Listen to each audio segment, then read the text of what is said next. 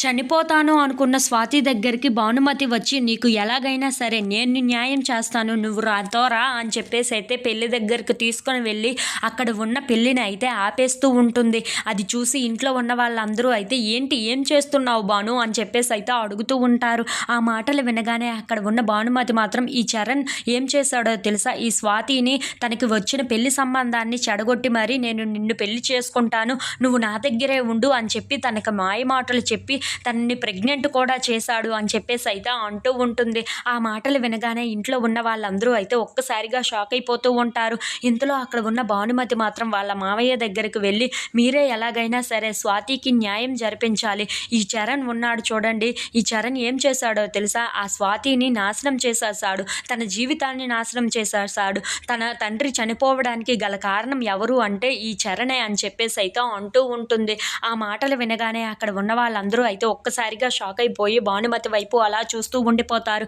ఇంతలో అక్కడ ఉన్న భానుమతి మాత్రం ఈ విషయం ఆ శక్తి అత్తయ్యకు కూడా తెలుసు. స్వాతి తన దగ్గరికి వచ్చి తన బాధని చెప్పుకుంది. కానీ శక్తి అత్తయ్య కూడా ఈ బాధని తను తీసుకోలేకపోయింది. "నేను ఎందుకు ఇవన్నీ పట్టించుకోవాలి" అని తనను కూడా గసిరేసింది అని చెప్పేసి అయితే అంటూ ఉంటుంది. ఆ మాటలు వినగానే అక్కడ ఉన్న వాళ్ళ మామయ్య అయితే ఒక్కసారిగా షాక్ అయిపోయి భానుమతి వైపు అలా చూస్తూ ఉండిపోతాడు. "ఏంటమ్మా నువ్వు చెప్తుంది నిజమా" అని చెప్పేసి అయితే అడుగుతూ ఉంటాడు. ఆ మాటలు వినగానే అక్కడ ఉన్న భానుమతి అయితే, "అవును, శక్తి అత్తయ్యకు కూడా ఈ విషయం మొత్తం తెలుసు. కానీ తను ఈ విషయం దాచేసి మరి ఇప్పుడు చరణ్‌కి పెళ్లి జరిపిస్తుంది. ఇలా చేయడం ఎంతవరకు న్యాయం మావయ్య" అని చెప్పేసి అయితే గట్టిగా అడుగుతూ ఉంటుంది. ఇలా ఒక అమ్మాయి జీవితాన్ని నాశనం చేసిన చరణ్‌కి ఇంకొక అమ్మాయిని ఇచ్చి పెళ్లి చేయడం న్యాయం అంటారా?